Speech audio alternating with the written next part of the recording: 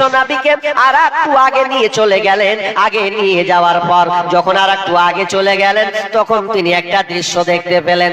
কেমন দৃশ্য বন্ধুরে, আমরা যেমন কুরবানির দিন যখন আসে খাসিকে আপনার কিনা চামড়া ছাড়ানোর জন্য আগে গলাকে জবাই করে দেওয়ার পর ও আবার ট্যাংটা ধরে উল্টা করে উপরে ঝুলিয়ে দিই কি ঝুলিয়ে দিই না, যাতে আপনি চামড়াটাকে খালিয়ে নেন। তো ওই রকম জাহান্নামীদেরকে কিছু লোককে তিনি দেখতে পেলেন যে তাদেরকে উল্টা করে পায়ের শিরা দিয়ে আপনার শিকল বাঁধা হয়েছে, আর বাঁধার পর তাকে উল্টো করে গাছে টাঙিয়ে দেওয়া হয়েছে, ওপর দিকে টাঙিয়ে দেওয়া হয়েছে।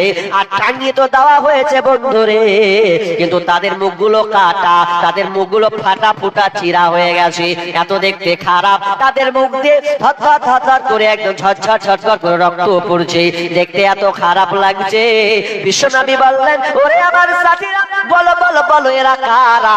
এদের শাস্তি কেন এমন হচ্ছে রে? এরা কারা? কি কারণে এদেরকে জাহান্নামে এত কঠিন শাস্তি হচ্ছে? তখন ওই দুইজন যারা সাথী বলছেন, দুইজন ফেরেশতা বলছেন, ইয়া রাসূলুল্লাহ, এরা হচ্ছে ওরা যারা দুনিয়াতে রোজা অবস্থায় ইফতারির আগে খেয়ে ফেলতো, ইফতারির টাইম হওয়ার আগে খেয়ে নিত, এই জন্য তাদেরকে এমন এই শাস্তিটা দেওয়া হচ্ছে। কোন কোন মুহাদ্দিস বলছেন যে না না, খেয়ে নেওয়া মানে ও রোজাই রাখতো না, সময় হলে সে খেয়ে নিত, আপনার রোজার কোনো তোয়াক্কা করতো না। আবার কেউ বলেছেন না, মাগরিবের ইফতারের আগে সে খেয়ে ফেলতো, এই জন্য আল্লাহ তাআলা এদেরকে এইরকম শাস্তি তাদেরকে দেওয়া হচ্ছে। কত কঠিন গো! রোজা রাখবি না? 60 বছরের পাওয়ার, তো তোর পাওয়ার বের করেছ, রোজা রাখতে হবে। মুসলিম দাবি করেছো, বুনিয়াল ইসলামু আলা খামস, শাহাদাতি আল্লা ইলাহা ইল্লাল্লাহ ওয়া আন্না মুহাম্মাদার রাসূলুল্লাহ ওয়া ইকামিস সালাতি ওয়া ইতাইজ যাকাতি ওয়াল হজ্জি ওয়া সাওমি রমাযান। ইসলামের বুনিয়াদ হলো 5টা, ইসলামের খুঁটি হলো 5টা। কয়টা জানা আছে? কয়টা? কেউ যদি প্রশ্ন করে ইসলামের খুঁটি, ইসলামের বুনিয়াদ কয়টা, কি বলবেন? 5টা। ইসলামের খুঁটি স্তম্ভ 5টি। প্রথম হচ্ছে কালেমা, দ্বিতীয় হচ্ছে আপনার নামাজ, তারপরে যাকাত, তারপরে আপনার কিনা হজ, তারপরে আপনার 5 নম্বরে হচ্ছে 5 নম্বর হলো সাওমি রমাযান, রমজান মাসে রোজা রাখতে হবে, এতে কোনো ছাড় নাই। তাহলে বলছিলাম ইফতারি করবেন, টাইমে ইফতার করতে হবে। দুটা মত যেহেতু, একটা মত আপনাকে নিলাম যে যখন সাহারির সময় হবে তাড়াহুড়া খুব করতে হবে না, আপনার টাইম হলে আপনাকে সেটা ইফতার করতে হবে। তো ইফতার যে তাড়াতাড়ি করা যাবে না হাজি, তো হাদিসে যা আছে, কি আছে? লা তাজালু উম্মতি বিখাইর মা আজালুল ইফতার। আমার উম্মত যত তাড়াতাড়ি ইফতারি তাড়াতাড়ি করবে, আমার উম্মত যত তাড়াতাড়ি ইফতার করবে, তত কল্যাণের মধ্যে থাকবে, তত ভালাইয়ের মধ্যে থাকবে। কেমন প্যাচ লাগলো এবার? হাদিস বলছে যে লা তাজালু উম্মতি বিখাইর, যে আমার উম্মত ইফতারি করতে যে যত তাড়াতাড়ি করবে তত ভালোর মধ্যে থাকবে। কথাটা কেমন একটু খুলে বলি, না হলে তো বোঝা যাবে না। মানে এই হাদিসের ব্যাখ্যাটা আমি বুঝেছি 2-3 বছর আগে থেকে বুঝেছি। কিভাবে বুঝেছি জানেন? অনেকে কি বুঝেছি জানি না, আমার ক্ষুদ্র জ্ঞানে বুঝা। মানুষ বৈকালে মা বোনেরা কি করে? রান্না করা শুরু করে কি করে না? করে তো। অনেক ছেলেকে অনেক ছেলেকে দেখবেন, ইয়ং ছেলে যারা এক সাইডে বসে দাঁতল মারে, করে কি করে না? 5-6 জন মিলে গল্প করে না? এরকম দাঁতল নেই, বৈকালে গল্প, কি হলো আমি মেলাক্ষণ থেকে আছি রে, ভাল লাগছে রে, কত করম কিছু কহে মানুষ, দাঁতল করছে। কিন্তু হাদিসের বাস্তবতা কি, যে ইফতারের সময় যেমনই হবে, যত তাড়াতাড়ি ইফতার করবে তত আমার কল্যাণ, আমার উম্মত কল্যাণের মধ্যে থাকবে, ভালোর মধ্যে থাকবে। তো তাড়াতাড়ি মানে কি? এই যে টাইম হয়নি পাটান করে খেলবো, এরকম হাজি? এরকম নয়। কেমন তাড়াতাড়ি? কথা তো এটা হবে যে আপনি দাঁতল ঘুষছেন, তো মন আর কেমন হয়ে আছে, যাচ্ছি, ও দাঁত ঘুষতে আছে, যাচ্ছি, মানে এইরকম টাইমটা খুব 4-5 মিনিট আছে, তো ও দাঁতল ঘুষেই চলে গেছে। এটা কিন্তু অলসতা, এটা কিন্তু তাড়াতাড়ি নয়। এটাকে আল্লাহ রাসূল বলছেন তাড়াতাড়ি মানে কি, তুমি রেডি হয়ে যাও, প্রস্তুতি হয়ে যাও, থালা নিয়ে বসো। অনেক খালাকে দেখবি ও রান্না করে এসেছে, তোকে তোকে দাখল কর লাগে করছি রে, ওরে রে চলে এসে টাইম 1 মিনিট আছে, ভাগ কখন করছে ভাগ এটা তো বিসমিল্লাহ, এরকম করে ইফতারি করবা। অনেকে আবার মা বোন দেখছি ও চুলার গোড়াতে উজু মেরে দিয়েছে, ও তাড়াতাড়ি করে। কেন তোমার আগে উজু করা হবে না? আগে উজু করে নাও, উজু করে রান্নায় বসেছো, যদি মনে করো যে না আমাকে রান্নতে হবে, তাহলে তুমি ওখানে খাবার নিয়ে বসে যাও। অনেক মা বোনকে দেখবেন আজান দিয়ে দিয়েছে, টাইম হয়ে গেছে, দুপুরে কইছে বিসমিল্লাহ। এটা তাড়াতাড়ি হলো? তাড়াতাড়ি মানে টাইম যেমন হবে, ধরুন আপনার একটা টাইম আছে ক্যালেন্ডারে 33, একটা আছে 32, যেটা 32 আছে ওটাই আগে খুলুন, আজানের অপেক্ষা নয়। আজান তো লেটও দিতে পারে, হয় কি হবে না? আর যে আজান দেয় ওকে দেখবেন খেয়া তারপরে কয় আল্লাহু আকবার আল্লাহু আকবার উদাই না। আমরা যখন আজান দিই তখন আগে খেয়ে নি, বিসমিল্লাহ কয় একটা খেজুর, তারপরে আজান দেওয়া স্টার্ট করি। তাহলে আপনি আজানের অপেক্ষায় অপেক্ষমান থাকবেন না। টাইম দেখতে পাচ্ছেন, ঘড়ি আছে, বিসমিল্লাহ করে খুলে দেন। সমাজে ভুল আছে কি, ইফতারের দোয়া কি জি ভাই জানা আছে?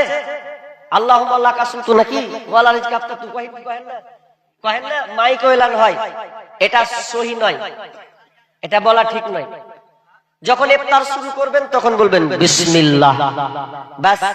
তারপরে খাওয়া শেষ হলে যাহাবাজ জামাউ ওয়াক্তাল্লাতিল উরুকু ওয়া সাবাতাল আজরু ইনশাআল্লাহ, এটা মুখস্থ করবেন। অনেকে দেখবেন এটাই মুখস্থ নাই, ওই আল্লাহুম্মা লাকা সুমতু ওয়ালা রিজকা হয়ে গেল, এটা নয়।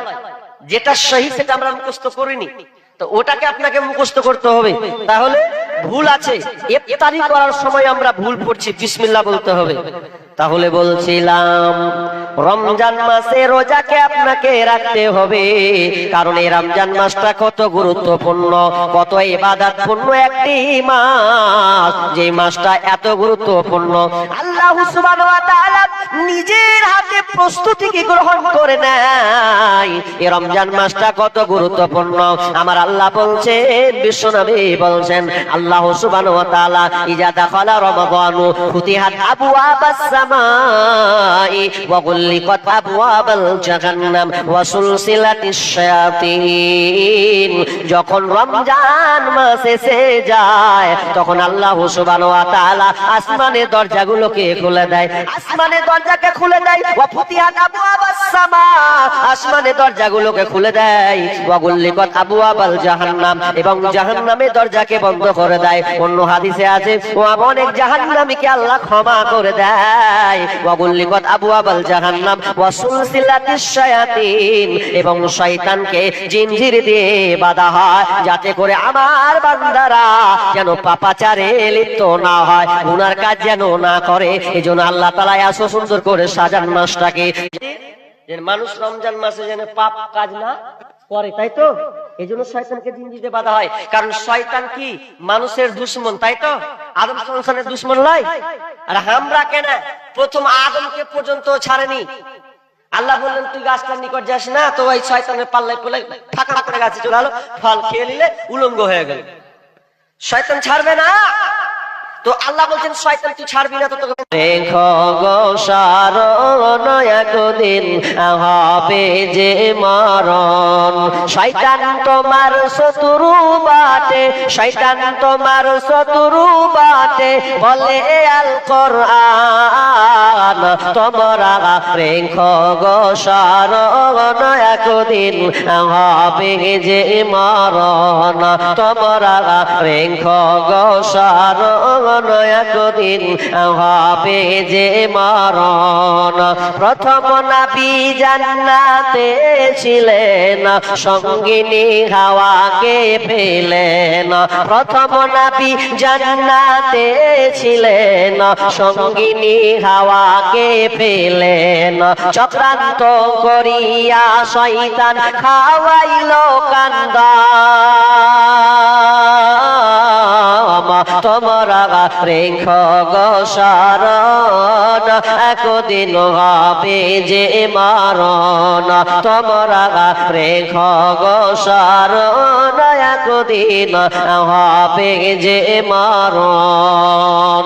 তাহলে শয়তানকে বাঁচতে হবে। এই জন্য আল্লাহ সুবহানাহু ওয়া তাআলা আমাদের জন্য কত স্পেশালিটি রেখেছেন যে রমজান মাস আসবে, আমার উম্মাত আমার উম্মাতিরা, আমার বান্দা আমার বান্দিরা, নবীর উম্মাত উম্মাতিরা যাতে এই রমজান মাসে পাপ না করে, এই জন্য আল্লাহ শয়তানকে জিনজির দিয়ে বেঁধে দেয়। এরপরে দেখবেন সকাল 8টা হলে কোন দিক না কোন দিক দিয়ে ধোঁয়া বের হচ্ছে। কে বে রমজান মাসে কে টানছে ওদিক দিয়ে ধোঁয়া রে? দেখতে পাবেন আছে অনেক মালগালা দেখবেন চুরুপ চুরুপ করে একদম পাউটা দোকানে ঢুকেছে 8টার দিকে। পাউটা দে, লাজ লজ্জা কিছু নাই, ও 8টা ওপেন খাচ্ছে ও পারোটা। আগেকার মানুষের তার একটু লজ্জা ছিল, যদি নাও পারতো তো লুকে লুকে খেত লোকালয়। আর এখন ওপেন চলছে দোকানে, খাওয়া চা চুরুপ করে টানছে, পারোটা ফাটাম ফাটাম করে গিলছে, কোন ব্যাপার নাই, লজ্জাও নাই, হায়াও নাই, শরমও নাই। আগেকার লোকের লজ্জা ছিল। তাহলে হাজি তো ওই লোকটা যে ফের পাপ করতে লাগলো, জিনজিতে বাজলে তো কাকে বাজলে? প্রশ্ন তো আসবে যে ও কেন আবার খাচ্ছে। উদাহরণ অনেক দিয়েছি, তবে একটা আগে নতুন আজকের গবেষণামূলক একটা কথা বলি, সেটা কি, কিছু জিনিস আছে মানুষের অভ্যাসগত কাজ আছে না নাই? আছে তো অভ্যাসগত কাজ। যেমন দেখবেন অনেক মুসল্লি আছে যারা 5 ওয়াক্তে পাবান, 5 ওয়াক্ত নামাজ পড়তে খুব ভালোবাসে বা ওয়াক্তে ওয়াক্তে নামাজ পড়ে। অনেক লোক দেখবেন এসারে পরে ঘুমিয়ে যায়, সকাল 5টা হলে 4:30 হলে চটম করে ঘুম ভেঙে যায়। এরকম লোক নাই? ভেঙে যায়, ওকে অ্যালার্ম লাগবে না, অটোমেটিক্যালি উঠে যায়। কেন জানেন? ওর অভ্যাস ওকে উঠায়। কে উঠায় বলেন তো? ওর অভ্যাস প্রতিদিন উঠার কারণে। আমার একটা শিক্ষক আছে, শিক্ষক বলতে শিক্ষক বলবো যদিও বন্ধু সুলভ, বন্ধু মানুষ, তা আমি শিক্ষক মনে করি।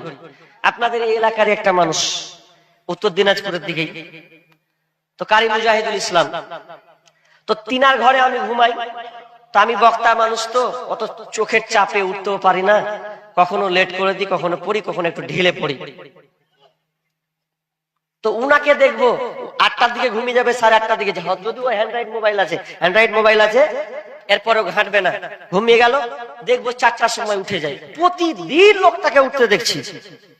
তার মানে এটা কাতে উঠা, এটা ওর অভ্যাস, এটা অভ্যাসে পরিণত হয়ে গেছে। তো ঠিক তেমনি ভাবে